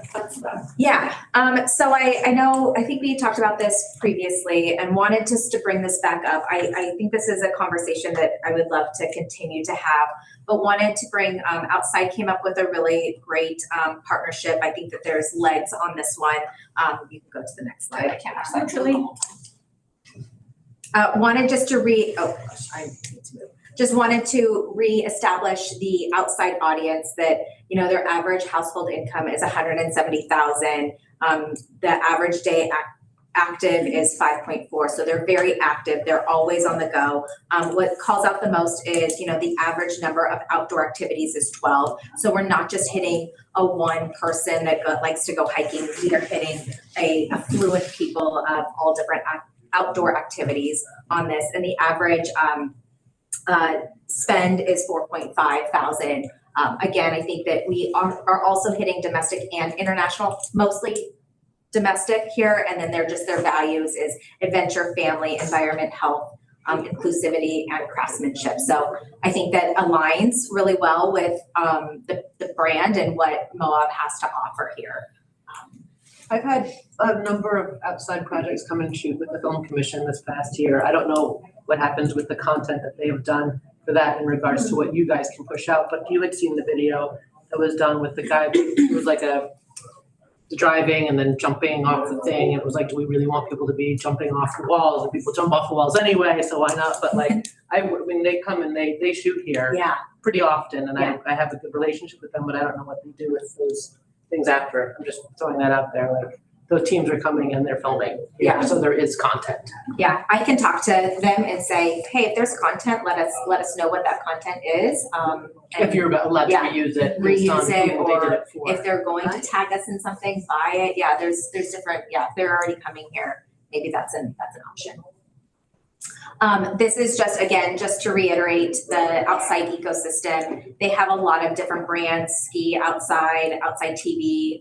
They have a, engagement with Gaia GPS. Is that how you say it, Gaia? Yep. Okay, thank you. I hope someone would correct me if I was wrong. And then they also have, really cool, they have obviously social platforms that they lean heavy on, but they have, Outside Festival, which is Outside Days. They have the Summit, which you're probably familiar with the Film Summit. Those are just a little bit of the ecosystem that Outside can provide here. And what they brought to me and us is a big idea about ducking. I'm sure everyone knows what ducking is. It's just a content and family that people love and seems to continue to build on. So the idea here is a content caption just to shoot during the Jeep Safari, Easter Jeep Safari timeframe, just the content capture, just to start that, dashboard around the country, in photo, conversations, and on social. Go to the next slide. And Caitlin, Outside and Jeep are working together now. They are working together. So I have some notes here. They are, in 2026, they are now is a milestone for Jeep and Outside. So Jeep made a 7-figure investment with Outside. The first half is the exclusive auto partnership with Outside Days, strategic support and activations tied directly to Easter Jeep Safari and the 60th anniversary, and then supports custom content and creator activations at both events. So I think that they have a good tie-in to Jeep. I'm having a really hard time getting into Jeep. We had a really strong lead, and then 2026 came and they went radio silence. So I'm trying to get back into them, but this is another way of kind of curbing the option of like, hey, Outside had a really cool idea about social first content with Easter Jeep and ducking and telling that authentic story, but also being able to hit their audience plus the Jeep audience. I went back to Outside and said, this proposal doesn't hit the Jeep audience. So they have now had a conversation with Jeep and they are interested in using their first party data. Because I said, this buy doesn't make any sense just hitting the Outside audience, even though it's great. But the connection here is really leaning into Jeep and the Outside and the Jeep audience and their first party. So TBD on that. But their big idea here was, again, a themed duck, could be any different duck, could be different ducks. So they're thinking about doing that, and then they're handing out content capture. So Outside will create and capture crew within the Easter Jeep weekend, and then being able to tell that story with 3 to 5 short form videos, plus cut downs of the ducks behind the scenes, and really showcasing that organic presence to showcase. It was a $200,000 buy. I was able to get them down to $150,000. I know we've had several different conversations here, so wanted to get, first your thoughts. If you go to the next slide, it just shows the deliverables. I'm still reviewing these. I got this late last week. Again, I went back to them and said, if this doesn't have Jeep audience, then why do we need to invest? Because we can do it ourselves at this point. So really relying on their first party information or audience, and then also Jeep's audience here is what I really want to do. If you go to the next slide, high impact deliverables, next slide.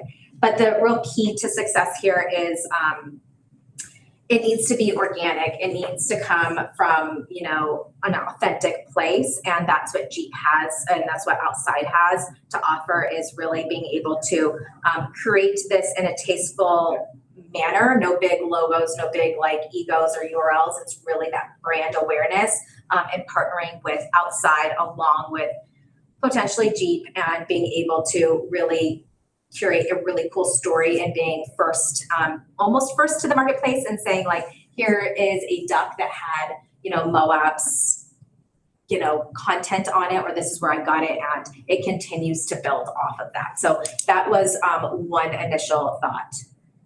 I think if we could work with Jeep, absolutely, because this is very much not an Outside audience. Jeeping is not kind of their thing. I mean, it's great. I mean, you'd be surprised, right? Yeah. Jeep and Outside are partners. Yeah, which I think is great. But if we can get the Jeep audience, that is the key. And so that's where I'm like, okay, this partnership needs to continue to be worked on. And like I said, it was $200,000. I said, what are we getting for $200,000? Content creation. So I'm going back, I'm making sure that it makes the most sense. Want to get, buy-in from everyone. I think it's, a cool, the duck. They did, last year was a full-on ducks in a row situation here. It was literally, but it was plastic ducks. It's a good idea. On them, and there was Sustainable ducks. duck dipping and ducks plastic. You get a prize, you win a hat if you pick a duck that had an X on the bottom. And it was fully Jeep specific, but Walker truck. Yeah. Where they set everything up. That's what I'm saying, Red Rock 4-wheelers. I talk to them every week. Okay. Yeah. I'm talking to John Larish constantly. Have you talked to them about this idea right here? Yes. And what was kind of their feedback? They think it's cute. They think that I'm trying to suss out, is ducky, are ducks just a Jeep thing? Is it fun for us to do?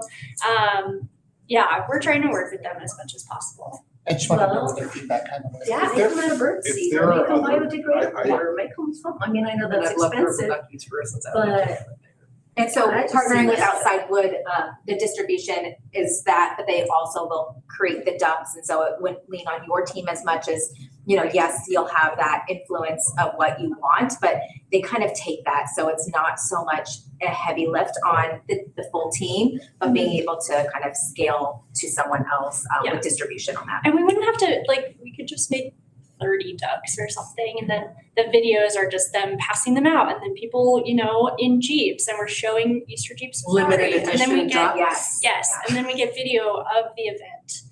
Hand signed would be great. Yeah, sure. Sign I'll and sign them. Signed and numbered by Ally, love it. I agree with checking in with like the audience here. Yeah. Resonates, and talking is just a Jeep thing. How do off-roaders perceive it? So there's the Red Rock four-wheelers, but if the board has other recommendations of people that we should check with, make sure that Jason. this might know a little bit resonates about with Jason, that resonates with the audience, and that we're not coming to the table. It's like, do we think this is such a great idea? And it actually looks kind of lame. No, I think that the duck thing is, there's two sides of the duck thing. You have some Jeepers who are like, the duck thing's so lame, so stupid. But then you have some people who come to town and they have 50 ducks. And so I do think it resonates. I make ducks. My wife makes ducks. You make them? Yeah, we have a 3D printer, and so she'll make like St. Patrick's Day ducks, and then we, our Valentine's Day ducks. And so we actually will make like 12 of them, and when people rant on those days, like, hey, here's your duck. People love it. People think it's super cool, So, Should we make our own duck? Birdseed. I think it would be good to make your own duck, to at least, I think you can get ducks that are, But I like the limited they're screen edition. printed, and stuff, and stuff, but, We're thinking like a merch giveaway. but Although it's the 60th anniversary of the Jeep Safari, I think that's really kind of what we're Yeah. trying to tag on to that right there. Yes. So you make 60 ducks. Yeah. 60th anniversary, Red and Rock they're all four-wheeler ducks. original ducks. I think Sure. you work out. Yeah. We do some kind of grass. Is a duck a good giveaway? I think it ducks are fantastic. I think it's just a giveaway, and it gets the thing up there, and if you have on the bottom of it, Discover Moab or something, or whatever. Yeah. And It goes I almost kind of Yeah. echo what Wendell had said, if we can work directly with Jeep on this, great. If you can't, right, maybe this is the great way to get into that right there and to, Exactly. and to still hit that market and satisfy it. And when you say work with, you want them to push it out on their channels? What is working with? I want distribution off of Jeep. I want Jeep to be able to promote this and say Moab is a place not only for obviously ducks and being able, but to showcase as a destination. I want a very large idea of Jeep to be part of this as well as outside. I don't know, like I said, this is round 2 for me to go through, saying, well, we can do this on our own if you just have your audience. We can push this out to YouTube and we can push this out on our social channels. What are you bringing? So it's really that authentic piece and being able to tap into Jeep, honestly. But wouldn't you want seems to me like if you're only making like a limited number of ducks or whatever, and you're giving Jeep the ducks, I think it'd be cool to have someone creating content at the same time, you have someone at the top of one of the obstacles, the escalator on Hell's Revenge or something like that, and they drive the Jeep up and you have, someone up there with a mic and a camera going, you just made it up there, it's so cool, they're super stoked, hey, we want to give you this duck, and stuff, and then. That is. But we're controlling that, we're not Yes. giving it to those guys, because also during Jeep Safari, you gotta realize too that about, probably 25 or 30% of the people that are here that weekend have nothing to do with Jeep Safari. There's a huge amount of people that are here that can't get into the trails, they can't, that are just here, stuff, so. That's okay, this is just one activity to tell one story. Yeah, You can't yeah, no, I think tell people always. No, but I just think that If you're talking to Jeep, tell them, they're gonna be promoted. Yeah. Their brand. Yeah. They own the name Jeep. I know people who try to use. And it's a story that you want to tell. It's the 60th anniversary of the Jeep Safari. I think that's- They're gonna be getting value out of this. That too, and I also want to make sure that the destination is shows. Yes. Because my main goal is, obviously the awareness, but we want people to stay. We want people to stay in our hotels. We want people to experience what Moab has to offer. So it has to be a collective story behind the Jeep, Moab, and the decking, so. So this is a work in progress, but It's a work in progress. And to be clear, the filming would be over June Safari, so it would come later. Yes. It's not in advance of or to promote it. Sorry, I'm not it's trying to just promote awful. 60, I'm But- trying to promote the Ducking, Decking. it's a terrible term. And I won't say it again. No, it's just, I don't know, it's something that's. Well, because you changed one word. This, we don't have to go over, but again, I was able to lower that price point to 150 versus the 200, just because I said, that's not gonna fly with us. I was proud of that moment. All right, Tom, for you. So we have 10 more minutes. Yes, I'm gonna fly through this one unless you want me to. It sounded like we had good feedback on the Jeep. Oh, cool. But we can talk about the other, we talked about topo before, we can run through. We have, But this if is, anyone has anything yeah. you want to say before we close too, we'll make sure we build the time for that too. Just one more that I'd like to just maybe look at. yeah, of course. Which would be Strava. Especially with the younger crowd right now, it seems like it's an emerging market with, 18 to 30-year-olds. Everybody on the mountain biking program has it, everybody who goes for a run has it, it's locally anyway, I mean, it is Strava. Strava, sorry, Strava. You didn't Strava, didn't you? But it's something I think that would be a small investment that it might be something to look into. Not engaged on Strava, actually. Yeah, sounds like a. Yeah, my Here husband we made go. us go for this massive mountain bike ride, and when we were at the top, he proposed, and then when we got to the bottom, he finished his Strava and titled it Engagement Ride. And before we even put our bikes in the car, we were getting all these text messages from our friends. You guys got engaged? I'm like, we haven't even told our parents. We're on Strava. Yeah. It's so cute. The other thing we're considering in this is just timing. We have this to roll this out. If we did the Easter Jeep Safari, it'll be before the brand launch. We kind of paused it to consider if we wanted to tie it into the brand launch. So it's just another decision that's kind of out there we're making in real time. You want to run through the topo? Yeah, I know that this was already brought up several months ago. I won't go through everything. I think if you just go to the partnership components here. This is partnering with Topo, has a lot of different allocation tactics here. They're willing to create a custom backpack, digital integration, retail displays, influencer activities, and a few Denver launch activation and paid promotion here. If you go to 42. This is what I was thinking more so for the brand launch. That's fine. So the digital integration here is we get a lot of impressions. We get a lot of eyeballs. We are able to really showcase the new brand. It's the Topo audience, but also audiences that are traveling. So it's really a nice integration with the brand and with Moab. This one highlights the email, the social, and the website. So really being able to amplify impressions and reach. You go one more. Sorry, one more. Here is a summary. So 3.5 million paid Facebook, Instagram impressions. Again, I think we'll have to be able to really amplify that. We know that social is kind of our bread and butter. 750,000 retargeting impressions, knowing that we're retargeting people that have already played an interest in this role. We will have Topo Design, web design and newsletter reach with 686,000. They will reach the organic social reach as well. We'll have some influencer 300 custom Rover backpacks designed in our new brand colors, our new logo, whatever that looks like. So I'm really excited about that. That will be in retail stores. And then 8 retail locations promoting and collaborating in one epic downtown Denver launch of it. So again, just thinking of the brand launch and being able to amplify that during that. What's the cost? The cost is $200. When we were discussing goals, Dan Jenks, pretty much 86, the whole idea with our short-term goals.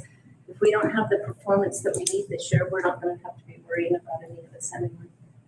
Yeah, I think what we wanted to do is provide this as an opportunity to kind of add on to the brand and position this as kind of an either or with the Jeep piece. So,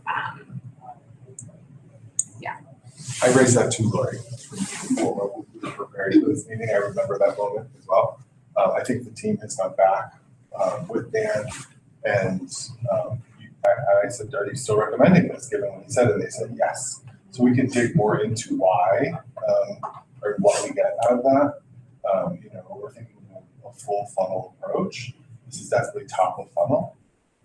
Dan's recommendation was really bottom level tactics. I mean, in that moment, he was saying, if you want people to show up, do this and just, get people here. But we are trying to think holistically and further down the road. So this makes sense with the brand launch. yeah, and that's why you're Right. seeing them. It gets more awareness during the launch of the brand. Yes. So that makes sense to me. So I raised the same issue with the Madden team, and they said they think it's a good investment. That said, we have choices, right? We can tell the Easter Jeep Safari story and invest the money there. We could push it off to the brand launch and try to get more awareness of our new look. Is there a time limit? Are the folks with the top turbo, are they looking to get out on this date to launch this new backpack? Or No. will this be available in October?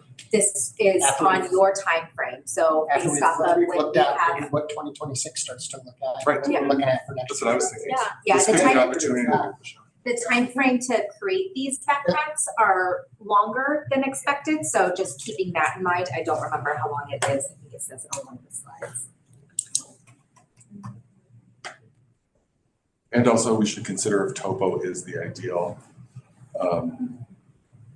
brand that we want to partner with. We could look at Arc'teryx, or we could look at Strava, or Yeah. something else. Right, there, we could look to make sure that that's right. Be some really fun, interesting PR opportunities coming out of something like that. We were also not to complicate things, but Camp 4 has worked with Merrill for many years. And Merrill has the Moab shoe. Actually. And I actually just did a quick Google. I guess that shoe came out in 2007. So we're coming up on the 20-year anniversary of the Moab Mother of All Boots is what that stands for them. And so potentially maybe there would be an opportunity with them. Yeah. The Moab. What was the lead time that you had on that? I didn't see it, sorry. I didn't do any. One of the restaurants has Mother of All Burritos, it's their burritos. So, Sounds yes, plenty of those things. Yeah, I'm sure there is. Nike did the Moab years ago, MOWAAB sneaker. Back in the 90s, so. Great. That's okay, you can just email it. Yeah. The 90s are very chic. They're so back. I'll have to go through it. I think it's like 12 weeks. 6 to 12 weeks. So it sounds like we'll continue to pursue the Jeep partnership and look to 2027 for another partnership. And if the Jeep thing doesn't work out, we could consider it for 2026, but that's kind of what I'm thinking about it. Perfect. Great, well, thank you for your presentation. Thank you for coming all the way here to Of course, I present. wouldn't miss this opportunity. When she Yeah. told me, I was like, done. All Love it. the way from California. And we have adjourned with 2 minutes left. We'll bring this to the board tomorrow to vote on and then send it to the commission. Yay. Maybe They all I'll do get that. us to us as well. Okay. Yeah. Maybe with you guys tomorrow. Yeah, And then okay. Do you have another presentation